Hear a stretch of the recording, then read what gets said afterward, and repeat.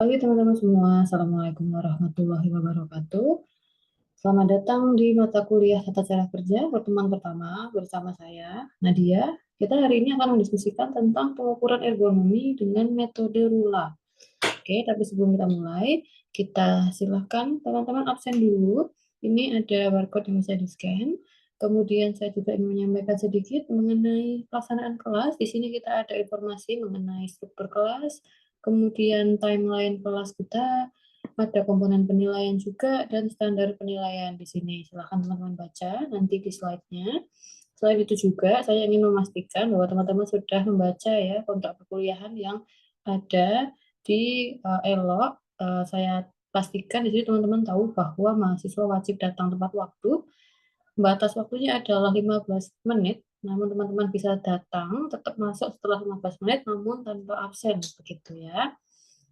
Oke, kemudian ini ada capaian pembelajaran kita. Kita punya 3 capaian pembelajaran, namun pada sesi kali ini kita akan fokus hanya di capaian pembelajaran kedua, yaitu mampu melakukan pengukuran kerja untuk mendukung efisiensi proses produksi. Seperti itu ya. Oke, kita langsung mulai ke sedikit pengantar dari saya mengenai ergonomi. Ergonomi itu adalah disiplin keilmuan yang kaitannya dengan bagaimana kita merancang peralatan dan fasilitas kerja yang memperhatikan manusia sebagai pemakainya. Jadi fokusnya di sini adalah manusia. Namun sebenarnya ergonomi ini memiliki dua cakupan, yaitu lingkungan kerja dan si manusia itu sendiri. Namun di 3 pertemuan pertama ini kita akan bahas berfokus pada tubuh manusia saja. Setelah itu baru kita akan pindah fokus untuk ke lingkungan kerja. Begitu. Nah, untuk ergonomi ini sendiri, kita dapat melakukan analisis ya teman-teman terkait dengan postur kerja si seorang pekerja itu ketika melakukan pekerjaannya. Ada beberapa cara untuk menganalisa, ada REBA, RULA, OWASP, kemudian WERA, NIOSH, dan NBM. Namun kita nggak akan pelajari semuanya hari ini, kita akan pelajari satu persatu. Kita mulai hari ini dari RULA. Nah, RULA itu adalah singkatan dari Rapid Upper Limb Assessment. Itu metode yang mengukur seberapa ergonomi postur kerja kita, namun hanya mengevaluasi bagian atas, alias batasnya dari pinggang ke atas, begitu. Nah, kalau kita lihat worksheet-nya di sebelah kanan ini, saya akan geser ke slide agar lebih jelas. Kita bisa bagi dua, ini worksheet kerjanya, lembar kerjanya ini, menjadi dua bagian. Yang pertama, sebelah kiri itu adalah grup A mengenai arm and wrist. Ya, kemudian kalau kita geser ke kanan ini ada grup B, yaitu neck, trunk, and leg. Begitu. Nah, kita akan coba mengerjakan ini dengan menggunakan latihan. Nah, kita punya gambar di sini, seorang admin katakanlah ya, sedang mengerjakan pekerjaannya sebuah dokumen di komputer ini. Kita bisa melihat postur badannya di sini. Teman-teman bisa akses itu lembar kerjanya dari scan di barcode ini atau di QR code ini atau dari link yang sudah saya sediakan. Nah, kita akan mendapatkan sebuah lembar kerja seperti ini ya teman-teman. Kita akan mengerjakan satu persatu bersama-sama, mulai dari yang sebelah kiri dulu. Oke, dari yang sebelah kiri. Yang pertama adalah arm and wrist, yaitu upper arm dulu atau lengan atas. Jadi dari siku sini sampai bahu. Nah, di sini ada sudah terlihat jelas ya sudut-sudutnya seperti apa, teman-teman. Untuk teman-teman tadi sudah mengingat bentuk yang ada di foto tadi seperti apa, katakanlah kita mengambil plus 2 ya. Kemudian jangan lupa adjustment-nya di sini kita ada 3 pilihan. Ada apabila bahunya terangkat, kemudian ada pergerakan menyamping seperti ini, ya kan? Kemudian ada juga ketika orang itu duduk bersandar atau lengannya ini tertumpu begitu. Nah, di sini yang jelas adalah ada pergerakan menyamping ya. Orang kan main komputer pasti menyamping lengannya, kemudian dia juga bersandar karena dia duduk di kursi begitu. Sehingga di sini kita bisa tuliskan 2, ya kan? Lanjut untuk locate lower arm ini step 2. Lower arm itu berarti dari siku hingga pergelangan tangan begitu. Ini ada sudutnya sudah kita bisa lihat dari atas ke bawah seperti apa sudutnya serta dari kiri ke kanan begitu ya. Kita bisa lihat ini sudutnya adalah kira-kira 1. Kemudian untuk pergerakan kanan ke kiri ini juga ada ya, kita bisa tambahkan 1. Kemudian untuk adjustment-nya di sini apabila ada ada pergerakan yang harus menjangkau, sehingga lengan bawah ini dia harus menjangkau melebihi titik jangkauannya normal begitu. Dan di sini tidak ada ya, sehingga kita bisa masukkan 2. Oke, kemudian yang ketiga. Yang ketiga ini adalah kita masuk ke pergelangan tangan. Kita bisa lihat di sini ada sudutnya. Pergerakan ke depan maupun ke belakang seperti apa. Kita bisa anggap saja ini +2 karena orang hanya mengetik dan pakai mouse ya. Kemudian untuk pergerakan menyampingnya ada ya, saya rasa ada sedikit pergerakan menyamping karena tidak mungkin kita hanya seperti ini saja, pasti ada sedikit pergerakan, jadi kita +1. Kemudian ada juga adjustment di sini, jangan lupa apabila pergelangan tangan kita itu membengkok seperti ini. Dan kalau kita ngetik atau pakai mouse pasti bengkok ya, sehingga +1. Jadi di sini kita bisa tuliskan 4.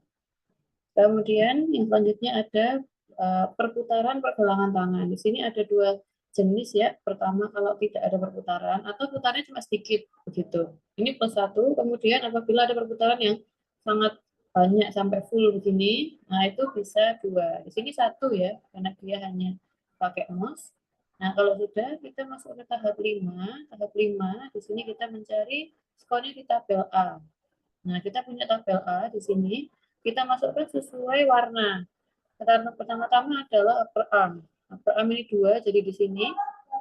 Kemudian lower arm ada di sini ya, jadi 2 juga kita masukkan. Kemudian wrist-nya itu 4, yang kuning di sini, sehingga 4. Kemudian wrist twist yang biru, itu ada di sini ya yang biru. Jadi kita masukkan di situ 1. Sehingga kita bisa ambil kesimpulan, tarik ke kanan dan ke bawah, kita bisa dapatkan angka 4 di sini. Nah, kalau kita sudah dapat angka 4, kita tuliskan di sini. Di step 5 ya, tadi kita dapat angka 4. Kemudian kita tinggal tambahkan skor mengenai penggunaan otot. Di sini apabila ada pekerjaan yang statis lebih dari 10 menit, bekerja dengan postur yang sama, atau apabila ada pekerjaan yang membutuhkan pergerakan yang berubah dan berulang 4 kali atau lebih dalam semenit, maka ditambah 1. Tapi karena di sini kita statis ya, pekerjaannya statis, jadi kita tambah 1. Kemudian step 7 itu mengenai penggunaan beban. Di sini beban tidak ada ya teman-teman, karena kita tidak mengangkat beban sehingga 0. Oke, kemudian kita jumlahkan ini 4 dan 1 dan 0 kita jumlahkan menjadi 5. Nah, kemudian angka 5 ini kita cari di tabel C. Tabel C yang di bawah ini ya. Kalau secara penuh kita bisa lihat tabel C di sini. Nah, kita lihat warna ungu. Tabel C warna ungu berarti ini ya, kita bisa tandai 5. Oke. Lalu kita lanjut ya sekarang ke yang bagian kanan di sini untuk neck, trunk, sama leg. Oke. Di sini ada yang pertama mengenai neck atau leher. Di sini ada sudutnya, bisa kita pertimbangkan yang mana ke depan ke belakangnya seperti apa. Karena ini dengan laptop ya, dengan komputer, jadi hanya 2 saja. Jangan lupa adjustment-nya di sini kalau ada twisted atau berputar ke kanan ke kiri berarti ditambah 1, atau apabila ada bending seperti ini, menekuk ditambah 1.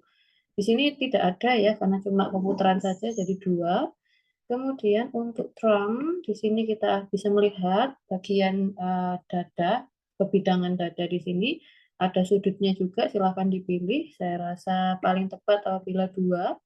Kemudian adjustment-nya juga sama ya apabila ada twisted, perputaran seperti ini, atau ada bending, bengkok seperti ini. Nah, ditambah 1. Di sini tidak ada ya, sehingga kita tulis saja 2. Kemudian untuk leg, selanjutnya untuk leg ini mengenai support kaki. Apabila kita sedang duduk atau bersandar kakinya, maka tambah 1. Tapi kalau hanya benar-benar berdiri, maka tambah 2. Di sini karena duduk, maka 1 ya. Kemudian kita cari di tabel B. Tabel B itu ini, ya kan, tabel B. Pertama-tama kita cari yang oranye dulu ya, oranye. Next score kita masukkan ke sini. Next score-nya 2, jadi kita tandai 2 di sini. Kemudian ini ada leg score, trunk score dulu, maaf. Trunk score kita masukkan dulu ke sini, 2 ya, jadi kita tandai. Kemudian yang leg score ke sini. Leg score-nya adalah 1. Jadi di sini kalau kita tarik ke kanan lalu ke bawah, jadi kita dapat 2. Nah, 2 ini akan kita tulis di step 12 di sini. Kemudian sama dengan tadi kita akan tambahkan skor muscle dan skor beban. Di sini untuk muscle kita ada ya, karena memang statik ya tadi, dari neck juga statik, dari dada juga statik. Kemudian untuk beban tetap tidak ada ya, jadi kita 0, sehingga, oh maaf ini kecoret tadi, sehingga di sini 2 tambah 1 jadi 3. Oke, kita punya skor 3, kemudian skornya kita bawa lagi ke tabel C seperti yang tadi juga. 3 kita bisa temukan di sini. Sehingga kita tarik lagi ke bawah dan ke kanan, kita bisa temukan 4. Nah, 4 ini berarti adalah yang further investigation, change may be needed. Artinya, ya bisa diinvestigasi, namun tidak urgent sifatnya. Jadi perubahannya tidak harus segera dilakukan, seperti itu. Jadi begitu teman-teman, tadi skornya 4 kita tulis di sini, kita sudah mengetahui bagaimana cara melakukan pengukuran dengan metode Rula. Terima kasih teman-teman atas perhatiannya. Assalamualaikum warahmatullahi wabarakatuh.